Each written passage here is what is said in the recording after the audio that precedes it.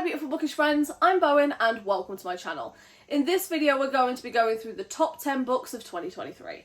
Now in 2023 I read, hopefully by the end of the year I will get to 190. It's currently saying that I'm at 186, but I'm halfway through 4 books and hopefully I can finish them before the year is out. By the end of the year it will be 190, and of those 190, these are my top 10 books of the year. I realised when I was making this video that I sort of fucked up a little bit because, spoiler alert for this video, the only book that I gave a full 5-star rating is not number 1 on this list. So one of the goals that I have for 2024 is to give more 5 stars. I should have put this in my goals video, but honestly I forgot and I made this list afterwards and it's a bit late now, so oops. So I know that I'm like really stingy with my 5 stars, but a book doesn't have to be the be all and end all for it to be a 5-star book. It just has to be one that I deeply enjoyed and had the best time while reading it and like reinvigorates my love of reading. So that's what I'm going to take into the new year with me. I just want to be more positive with my reviews and just be more generous with my 5-star ratings. But now we've got all that rambly bit out of the way, then let's get into the top 10 books of 2023. At number 10 we have Red Rising by Pierce Brown. This one I listened to on audio and I just can't get it out of my brain. I need to get to the second book in the new year like as soon as possible, because the political intrigue, the revenge, the world building, it was just so damn good. My only critique, which I have said in a previous video, is that the romance is just not it for me, but everything else about this story, I absolutely fucking ate this shit up. It was so good and gripping and it just had me. I love it when a book just fucking grabs you and makes you sit up and pay attention, and that was this. I was just enthralled with this book. It was just epic. If you've not read this yet, then I highly recommend that you get on it. At number 9 we have Highly Suspicious and Unfairly Cute by Talia Hibbert. Now, Unfairly Cute is absolutely right. I don't read a lot of YA anymore, but this was so damn good. It was just cute and fun and adorable and had like bisexual representation and good mental health representation, and Talia Hibbert's writing is just impeccable. If you've not picked up anything by Talia Hibbert, then you are truly missing out because it's so good. She's the author of the Brown Sisters series and the Ravenwood series, both of which have been picked up for a TV show that I am just so goddamn excited for. But this was just cute and cozy and fun and a good time, and I had the best time while reading this. At number 8 we have Lore Olympus Volume 3 by Rachel Smythe. This is kind of like Volume 3 and Volume 4, but I think I just enjoyed Volume 3 just a little bit more than that, because the artwork and the storytelling in this one just covers topics that I just preferred more than number 4. The artwork in this is just stunning. It's a Hades and Persephone retelling and it's a very slow burn, and probably the only age gap story that I really love. This is the stunning Illumicrate edition with the sprayed edges. I love this series. I'm going to be picking up this series forever and ever and ever. As long as they keep putting them out, I'm going to keep buying them. At number 7 we have Fourth Wing by Rebecca Yarros.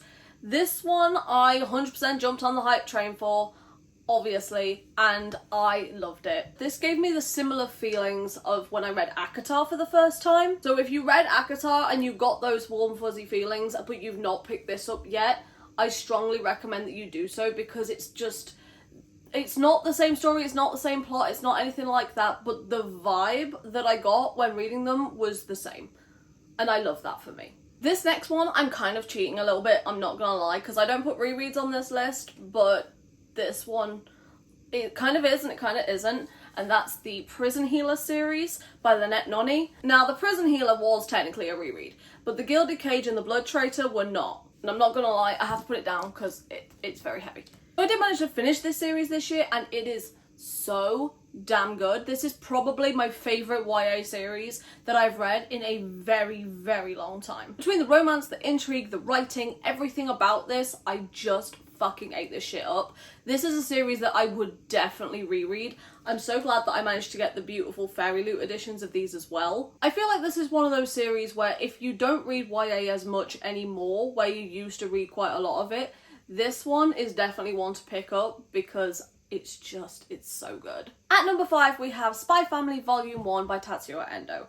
I read the first 9 volumes of this year, which makes this author my most read author of the year. This is about a fake family where the dad is a spy, the mum is an assassin, and the little girl is a telepath, and obviously, other than the telepath little girl, none of them know what the other one is or does. This is probably my favourite manga of all time. And while I will concede that the story does dip a little bit in the middle, I feel like anyone that reads any type of manga or watches any type of anime is going to love this, because it's just so fun and silly in the way that anime is very, very silly.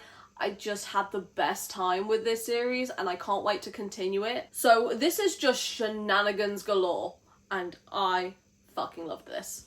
It's so good. At number 4, we have my only 5-star rating of the year, and that is Sword Heart by T. Kingfisher. Now, hear me out. The only reason why this is at number 4 is because I don't actually think about this one in hindsight as much as I do my top 3. My top 3 should have also been 5 stars, and they got like 4.75s because I was feeling particularly fucking stingy, and that is shit that will be being rectified in the new year. But it is so good though. It's funny, it's swoony, it's just everything about this I fucking loved, and I want to reread it so often. I just don't actively think about it as much as I do with my top 3. I think one thing that may have influenced me to give this a 5-star is because this is the best thing in a really shit day that I had.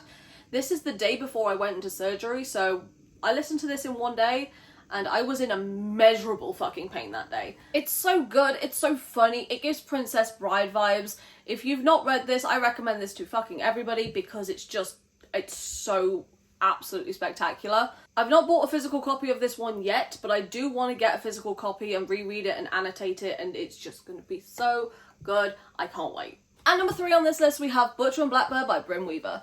This is probably one of my first romance audiobooks, and it's a dark romantic comedy. It's so fucking good. It's so funny. It's just the best fucking time with this audiobook. I don't know whether or not my placement on this list is due to Joe Arden being one of the narrators, but it's also in duet style, so that means that if you are listening to the audiobook, even if the female chapters and the guy says something, it's still his voice. I love that style, but I love this so much. I think about this one so often, it's concerning. This is about 2 serial killers that fall in love, and the way I try and justify falling for Ronan is absolutely ridiculous because I'm just there like, oh, it's cute, he has a hobby. He literally fucking kills people. But I'm there going, yeah, no, it's fine, he has a hobby, but he's like the most romantic guy ever. And he really fucking is, okay? Like, the way I swooned for this murderer is just stupid. I fucking love it. I love this, I love him, I'm obsessed. I also need therapy, can you tell? At number 2 on this list, we have Using Feiho by Victoria Avelin. Now, I was going very much back and forth between Using Feiho and Freeing Luca. I love both of them so much, but I just think I prefer Feiho.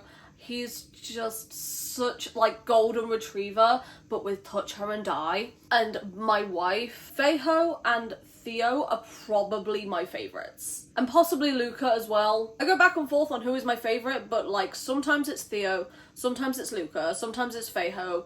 I love them all. I reread Choosing Theo the other week, and I now want to reread the entire series. It's just so damn good. This is the story between Vanessa and Feiho is our sexy alien pirate man who we meet in book 1, and I just fucking love him.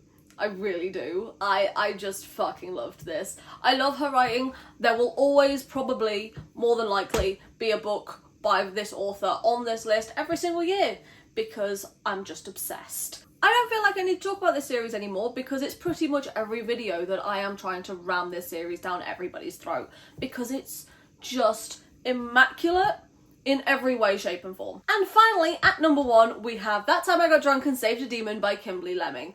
This is just perfect for me.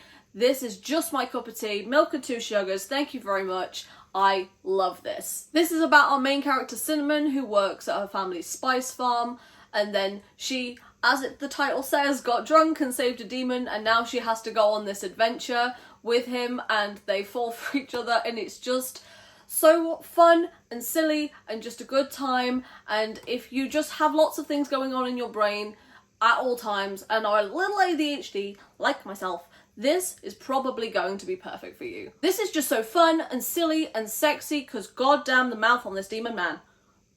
Wow. This is my first Kimberly Lemming book and I read it in January. I still think about this at least every other day. I will pick up every single thing that she writes from now until the end of time because her writing is just spectacular. It's so fun and it's just the reason why I love reading is shit like this. It's just silly and fun and a goofy good time and I love it. This is more like a soft fantasy than a cozy fantasy and I feel like that's what I prefer. It doesn't necessarily have to be like the end of the world kind of fantasy, but like cute, cozy, fun time, but there's still like just a little bit of stakes is what I love. I love this so much. And that is my top 10 books of 2023. So if you managed to get this far into the video, then leave a medal or a trophy emoji in the comments down below and tell me what your favourite book of 2023 was. But for now, thank you so much for stopping by. It has been lovely having you here and I hope to see you in another video coming very soon. Bye. At number 5 we have I'm fucking this up. We're gonna start that again because the whole thing's just fucked. Can we not spit at my phone? One day I'll make coherent sentences. Ha ha ha.